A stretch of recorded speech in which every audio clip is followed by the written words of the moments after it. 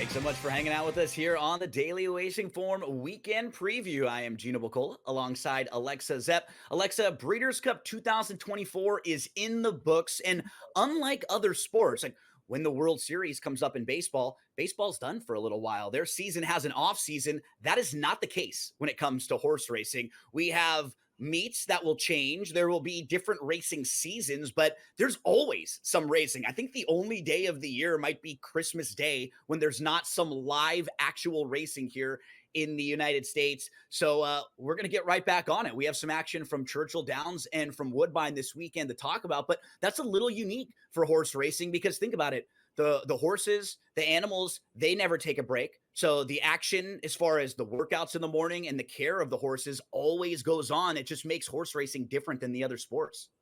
Yeah, it's really nice. We never get a break, which is good when you love to bet, on sports. But it's a little bit of a lull, I will say. There's not as many huge races until January when it picks up again. But we have racing, like you said, every day. The day after Christmas, a big meet starts. So Yeah, it's kind of like Gulfstream Park has now moved up their racing. They start on Thanksgiving, and then on the day after Christmas is when Santa Anita opens up. And those two are kind of like unofficial start dates to the next year of racing. So while we have, as you mentioned, maybe a little bit of a lull over the next couple months, we still have really good action to discuss. And this weekend, we're going to talk about a big pick 5 at Churchill Downs. Let's get into our big race preview for this first segment. We're going to get into the Grade 3 River City. Then we'll dive into the Churchill pick 5 for Saturday, races 7 through 11. In our final segment, we'll get into 3 graded stakes races up at Woodbine. Alexa, I thought this race was really fun to handicap because you have some familiar faces, some names that we've gotten to know over the last couple of years,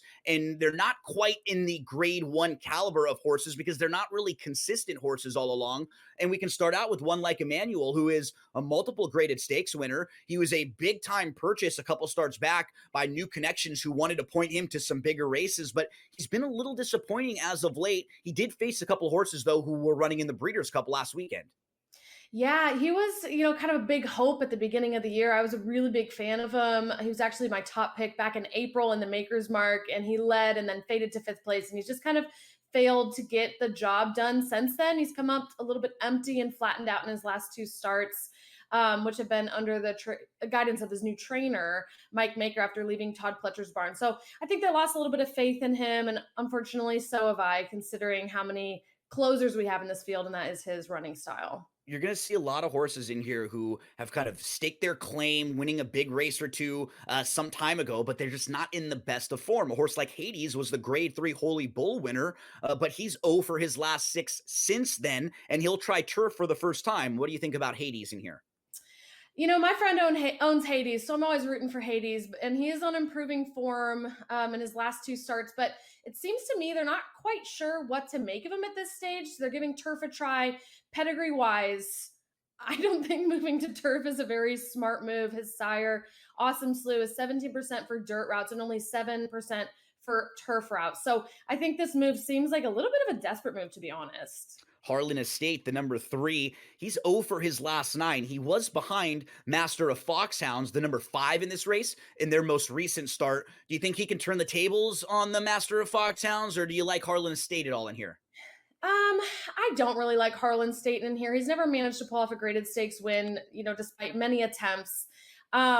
His last performance was his fastest in the last year, but his only win has been over Kentucky Downs in the last 2 years. So I don't know. It's a little bit of a unique course too. Sometimes horses that like that course, maybe they don't like, and they're not quite as comfortable on some of the other courses. One horse that has been pretty comfortable as of late is Reckoning Force. I think he's kind of a measuring stick for this race. Like, you know what you're going to get from him, and that's a pretty good effort. And if somebody doesn't jump up with something that's a little bit better, he's a very logical winner of this race. I think I picked him 3rd, but I would have a tough time playing any exotics without using him, coming off that really good 3rd place finish last time out in the Knickerbocker.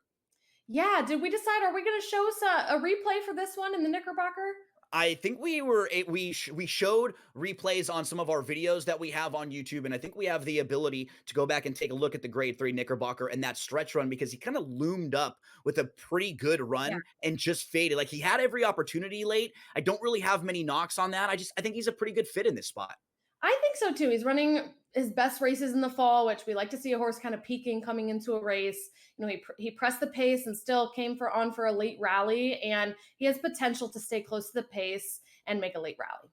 Master of Foxhounds is a multiple graded stakes winner. He did a lot of his work recently out in Southern California, so I got familiar with this one, Alexa. And then he went over to Keeneland. He was a pretty good second in his last start, and he should be in the mix early in this race and probably throughout. Yeah, I really like Master of Foxhounds, especially at 12 to 1 odds. Really talented horse who ran in the Breeders' Cup Mile actually last year at Santa Anita. Didn't really get a good trip. That was a disappointing performance. And he's now 7 years old. After the Breeders' Cup, they gave him a long time off, since I think 7 months. And he's just come back very well. Most of these opponents, I think, are going to want to make their run at the end. And he has that pace advantage being in the early pace. Public Sector was 0 for 16 in a stretch of races before finally getting a win on July the 19th, then tried the synthetic. I just feel like he hasn't been in the best of form. I'm going to kind of make him prove it in here. What do you think about Public Sector? Yeah, I don't see him having enough early or late speed to be a major player in here, and it's the first out after a 3.5 month break, so I'm not high on him. Wonderful Justice is the number 7. He'll go third start now for trainer Joe Sharp. He was a winner last time out, but if you're looking at that field and who he beat, defeated a horse named Pioneering Spirit. I think 0 for the last 11 too, so I'm not sure how strong that field he beat is. This feels like a group that's a lot stronger to me. Any thoughts on Wonderful Justice? I think Wonderful Justice is an interesting long shot. He stretched out to a mile and 3/16 in October and wired the field. That was his first grass start with his new trainer. And I think his trainer, Joe Sharp, just brought him out for his best performance. So that's promising, but this will be a big step up in class. Should at least be forwardly placed. If you look at the Timeform US pace projector, they have him in that top flight. So for a long shot for a horse who you're going to get a good run for your money with, you always like horses that you know will be forwardly placed. I think towards the outside, we have a couple of really interesting horses like the 8 Battle of Normandy. I like a little bit more than you do, Alexa. This is a sharp horse who's improving, who's logical, I think has some versatility to him. Actually defeated, and the winner is, who came back to beat Reckoning Force in the Knickerbocker. So I think Battle of Normandy is in a good spot here. Any thoughts on the 8? I don't hate Battle of Normandy. I don't like him as much as you. He likes to press the pace and grind him down at the end. I do think his career kind of cooled off and then has heated up a little bit in more recent starts. I just don't see him having that extreme of a close to have an impact here. And in races like this where it's really competitive, sometimes it's not even that you dislike a horse, it's just that you like others more, right? Especially when there's really contentious races like this where there are 4, 5, 6 horses who all seem like they make sense. Gigante, I thought had some legitimate trouble last time out. He was kind of buried down on the inside at Keeneland, and he has the ability to show up with a pretty good effort. He'll go second start off 6.5 months. Do you give him any bit of a look in here? He's shown tactical speed in the past, leading the field as well as closing from off the pace. I think in this race, it makes sense for him to be part of the early pace, but I do think he may get run down by the closers at the end. To round out the field, the number 10 Cash Equity is a French bred. You can see with the italics or with the parentheses there and the FR. That'll tell us a lot of times which country these horses have come from. So Cash Equity comes out of some really strong races, Alexa, but Yeah. he's not been a win machine as of late. He's 0 for his last 12 with 5 seconds with 3/3. He's grade 3 placed a couple starts back, and he just lost to More Than Looks, who came back to win the Breeders' Cup Mile, but he doesn't win a whole lot. Yeah, he hasn't won a lot in quite a while, and so that I do think is a red flag. He is the biggest closer in the end, but again, when you have big turf races and you're a closer, you're going to run into traffic. So I do like him, but at the morning line odds as the favorite is not going to be my top pick. Yeah, as you look through our selections now, we both use this horse in the top 4, but we're both a little trepidatious about using this horse on the win end at a short price. For me, I'll use the 8, 9, 4, then throw the 10 in. Alexa will use the 5 horse on top with the 4, 10, and 7. Alexa, before we hit our first commercial break, let the folks out there know how they can find out more about these Timeform US profile cards. Yeah, we have an awesome offer for y'all. You can try them out for free. They're visual, interactive, fun tool to use for your handicapping. Just head on over to drf.com/sportsgrid and use code SGTF24. When we return, we're going to talk Churchill Downs, late pick 5 for Saturday.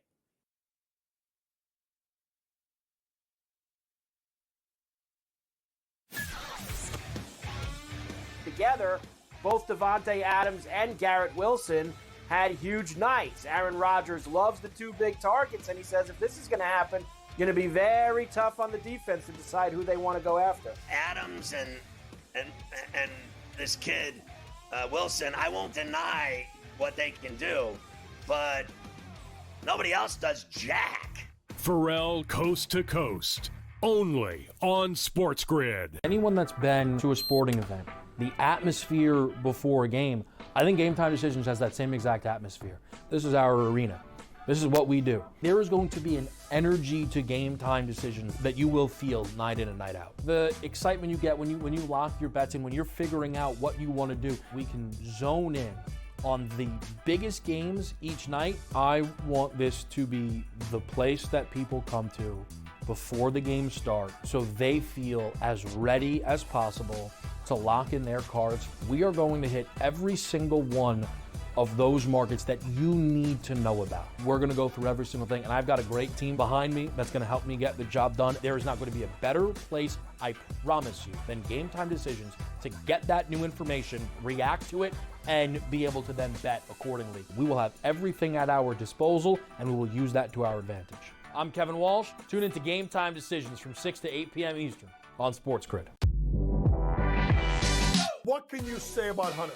Besides the fact that he's got to be healthy. Remember, he had the shoulder injury that kind of limited him at, once he got to the end of the season. 17.9, 10.9 last year, and he should be, as usual, a double-double machine. He's got to be able to continue to show the ability to try and shoot the ball from three. Betting above the rim, only on SportsGrid.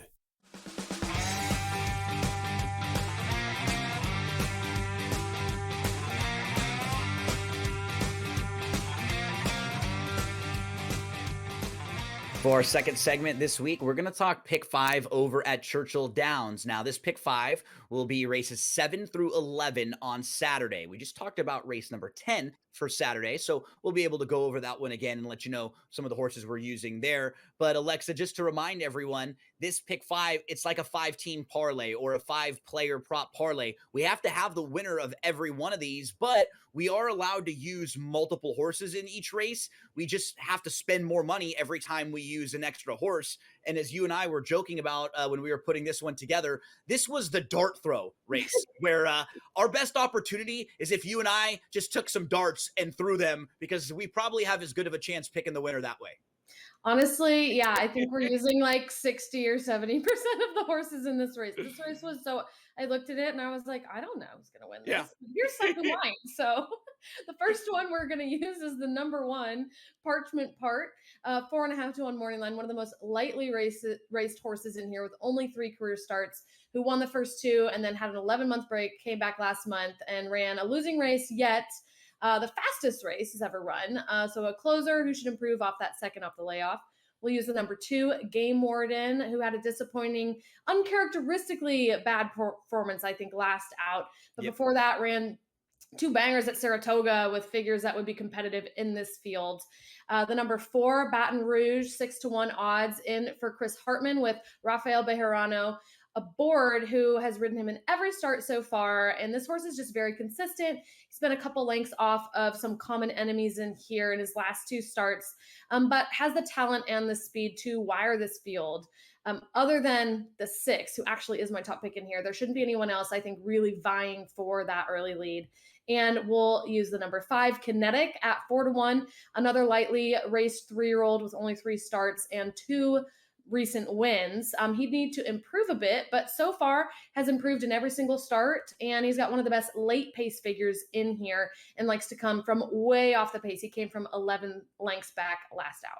Yeah, you talked about the number 6, who's one of the speed horses in here, Wrecker Point. You have to use that one because the possibilities of him just sneaking away are likely. You have to move towards the outside and look towards a couple other horses like the number 10, Macman, who was a runner-up in the last 2 races in similar spots. So would be tough to completely dismiss that one. To the way outside, Sam Ciro is another one who comes off of a nice recent win. So there are so many horses in this race that make sense that you can honestly look towards, that you can make a legitimate case for. I think we're going to have a bunch of horses between 5 and 10 to 1 in here. Like a lot of horses all in that same range. We want to do our best to just make it through that race. And if we do, Alexa, we'll get to race number 8. And you and I both have a pretty strong opinion in here. Spirit Wind is a horse who's going to take a lot of money, but we like the 2 Uppercase, because Uppercase to me is a horse who has some versatility, who has shown the ability to be speedy and can sit really close or be close to the front end, or can sit behind horses and pass. And I think in this race, being able to show those multiple dimensions could really be key. So for you and I, when we're building our tickets, a lot of the time, we look around which races do we really have a similar opinion, and those are the races that we'll kind of key in on. So it was the second leg of our pick 5 with the number 2 Uppercase, where we'll zig a little bit when I think everyone else is going to zag. So it all comes down to Uppercase for us. If we can get the single home, then we'll have, I think, 3 horses in race number 9 to use, right? Yep, we're going to use the 3 Horse Man. This is a need the lead or need near the lead type. And since switching to dirt this summer, he's run 3 really nice races and won 2 of them with really competitive speed figures. So I'm hoping he'll be a bit more forwardly placed than the Timeform US projector predicts in the early stages. It's a competitive race, but I think at 6-1 odds, that's more than fair on him.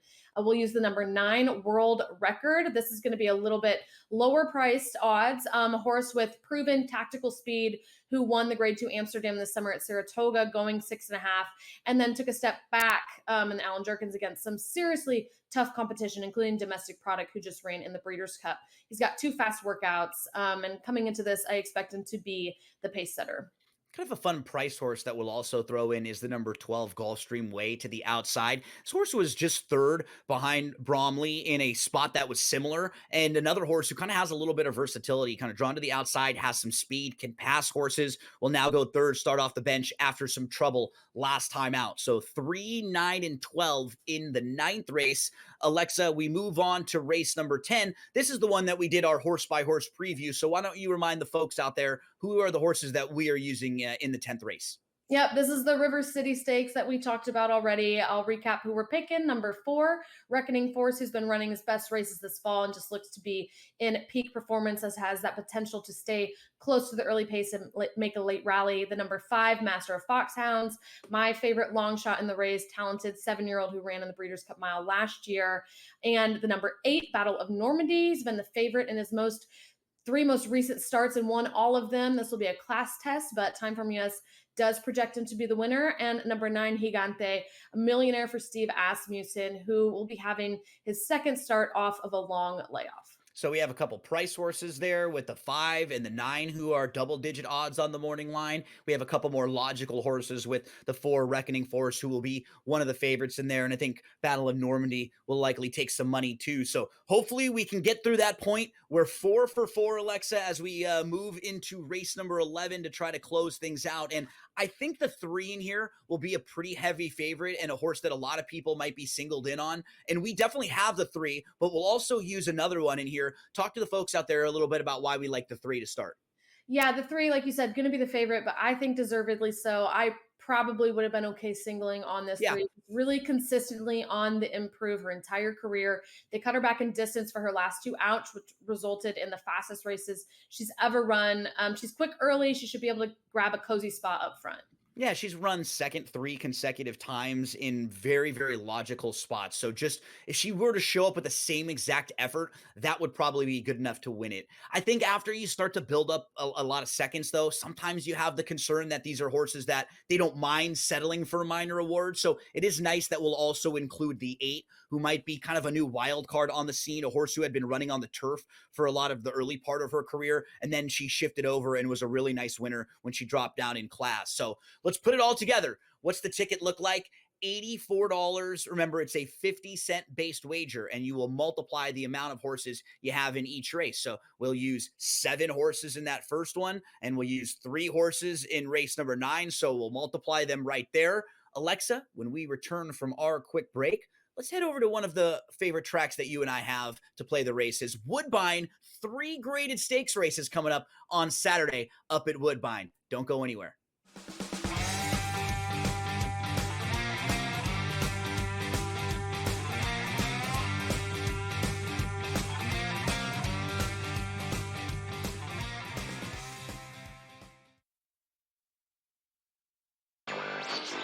The Seahawks, I expected a bounce back after that poor performance against Buffalo the week before.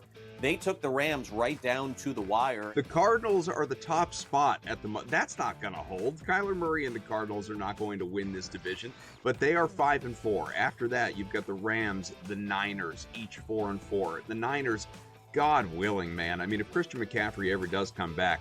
Newswire, only on SportsGrid.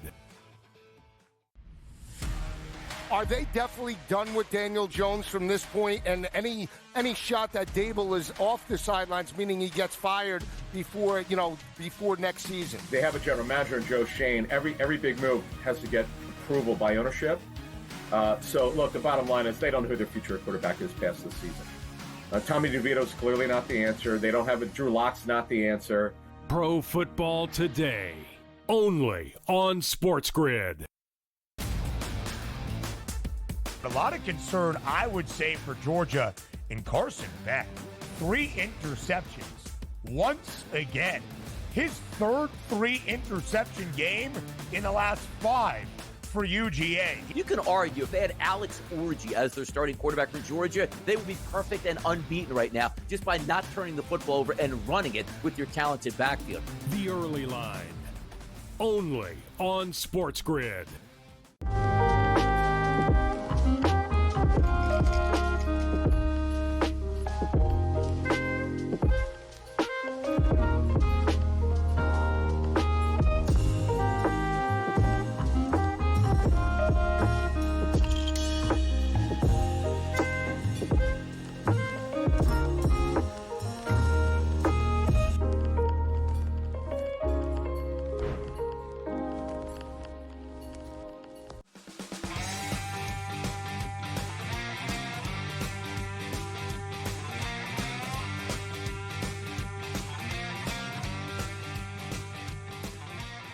For our final segment this week, we're going to head up to Woodbine as they have 3 graded stakes races. Alexa, at this point of the meet, it's getting towards the end of the Woodbine meet, so they'll usually have big fields because everybody's trying to get one more race in if they can. We have fields of 13, 14, and 12 in the 3 graded stakes races I think that we're going to talk about. Just massive, massive fields that's difficult as a handicapper. They're unique equine puzzles, and we'll actually see a couple of the recent King's Plate winners actually racing this weekend on Saturday too. So the 7th race is the Grade 3 Maple Leaf. It's a 1.25 miles. We have a field of 13. One of the major players in here is Fashionably Fab, who's a multiple graded stakes winner.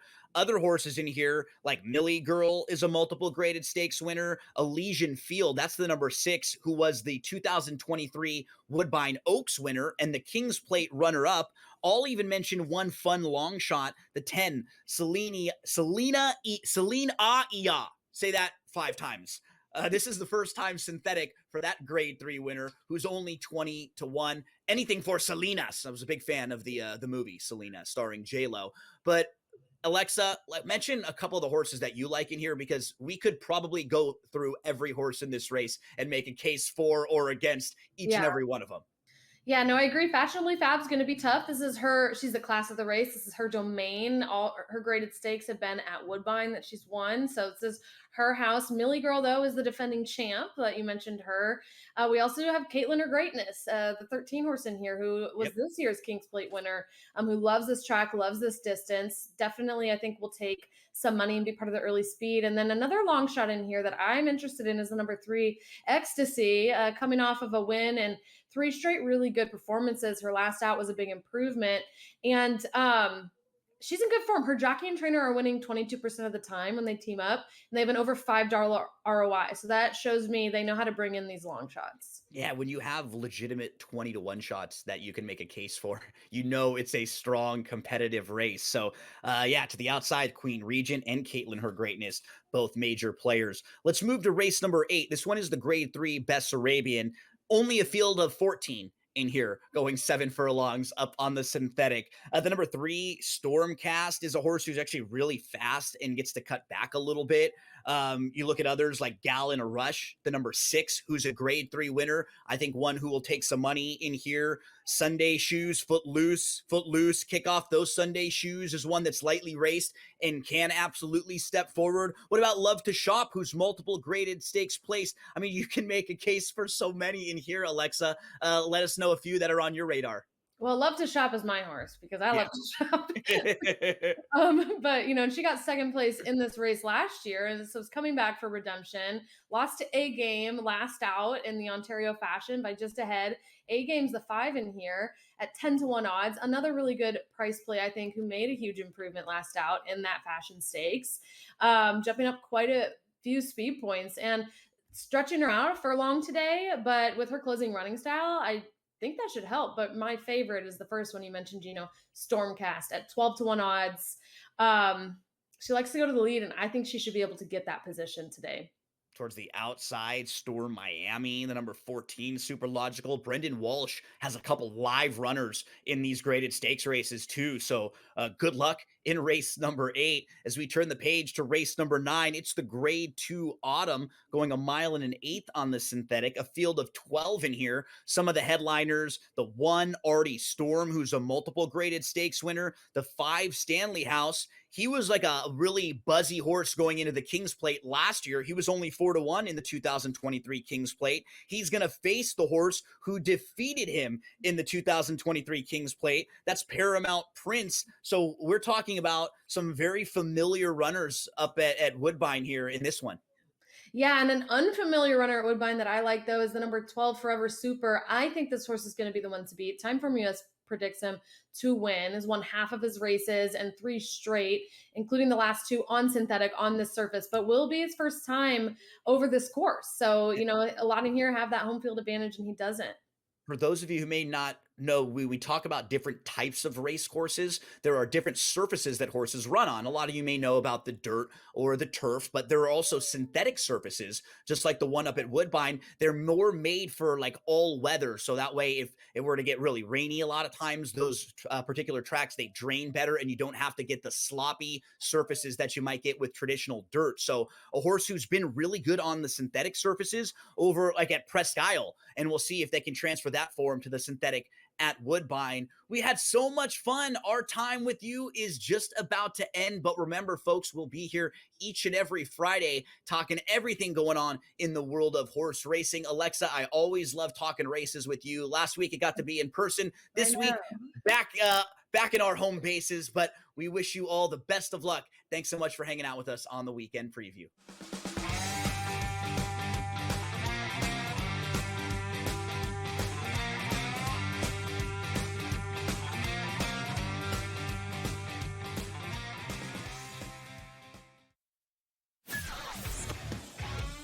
Together, both Davante Adams and Garrett Wilson had huge nights. Aaron Rodgers loves the 2 big targets, and he says if this is going to happen, going to be very tough on the defense to decide who they want to go after. Adams and this kid Wilson, I won't deny what they can do, but nobody else does jack. Pharrell Coast to Coast, only on SportsGrid. Right here with you on Pro Football Today on SportsGrid. Odds in motion, trying to see what lines have moved throughout the week. Never felt more comfortable in this set than I do for this year. I am ready. I'm just getting angry. The hot takes are going to be here all long, people. What in the world is going on in Miami, Dom? It's not particularly anything to shy away from just because many people are on top of it. Hot take, hot take. I think this line is asking you once again to take New Orleans. Pro Football Today, only on SportsGrid. A lot of concern, I would say, for Georgia in Carson Beck. 3 interceptions.